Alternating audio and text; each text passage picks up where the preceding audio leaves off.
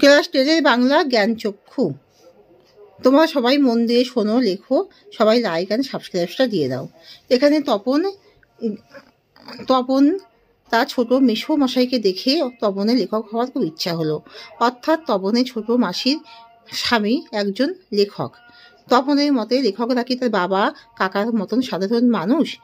তপন যখন লেখক মেশোকে কাছ থেকে দেখে তখন সে বুঝতে পারে যে তার বাবা কাকার মতোই সেও চা খায়, সেও সকলের সাথে কথা বলে, আড্ডা মারে, সেও বেশি খাবার হলে সেটা খেতে চায় না, সেও সবার মতোই দিন যাপন করে, সেও সিনেমা দেখে, সেও খবরের কাগজ পড়ে। অর্থাৎ সেও যেন সবার মতোই, বাবা কাকা সকলের মতোই একজন সাধারণ মানুষ। কারণ সে লেখকদেরকে মনে করতো তারা যেন অন্য জগতের মানুষ। কিন্তু তার মেশোকে দেখে তার এই ধারণাটা পাল্টে গেল যে লেখক মেশো তার সকলের মতোই তেমনভাবে সাধারণভাবে দিন যাপন করে। তপন যে একজন লেখককে যে খুব কাছ থেকে সবসময় দেখবে সেটা তপন বুঝতে পারেনি। কিন্তু তার ছোট মেশোর স্বামী একজন লেখক হওয়ায় তাকে কাছ থেকে দেখে এবং তপনের মনেও সে লেখক হওয়ার বাসনা জাগে। তপন তার স্কুলের প্রথম দিনের অভিজ্ঞতা নিয়ে একটি একটি গল্প লেখে এবং সেই গল্পটি সে যখন লুকিয়ে লেখে, সেই দিয়ে উঠে ছাদে বসে যখন সেই গল্পটি সে লেখে এবং সেই গল্পটা লেখার পরে সেটা ছোট মাসিকে সেই গল্পটা দেখায়। কিন্তু মাসি প্রকৃত বিচারক মেশোর কাছে সেই গল্পটা নিয়ে যায়। মেশো তখন সেই লেখাটি দেখে বলে যে হ্যাঁ, দিব্যি ভালো হয়েছে, কিন্তু এটা একটু অল্প করে সংশোধন করতে হবে। তখন বিশ্বাস করে এবং সেটাকে ছাপানো হবে।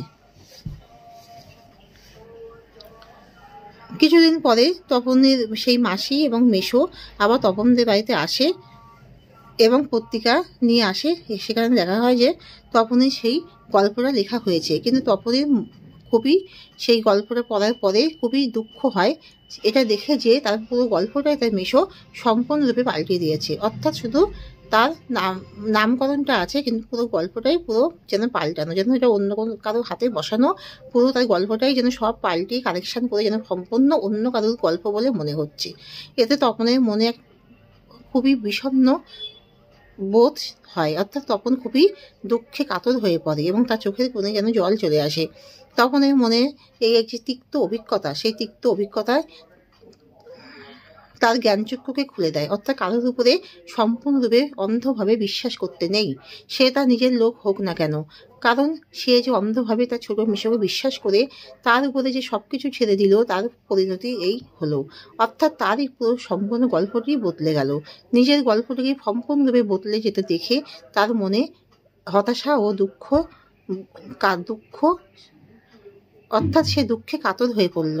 কারণ তার নিজের সৃষ্টি যে সম্পূর্ণরূপে বদলে গেছে, এটা যে তার কাছে খুবই বড় দুঃখের।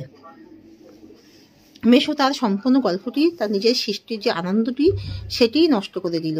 ফলে তপনের মনে একটা প্রতিজ্ঞা হলো যে সে কখনোই আর কারোর উপর নির্ভর করবে না। সে নিজেই পত্রিকার অফিসে যাবে এবং নিজেই সেই পত্রিকার অফিসে গিয়ে সেখানে ছাপানোর ব্যবস্থা করবে। অর্থাৎ তপনের এই যে জ্ঞানচক্ষু সম্পূর্ণরূপে খুলে গেল। আর এখানে জ্ঞানচক্ষু নামকরণটিও সার্থকতা লাভ করলো।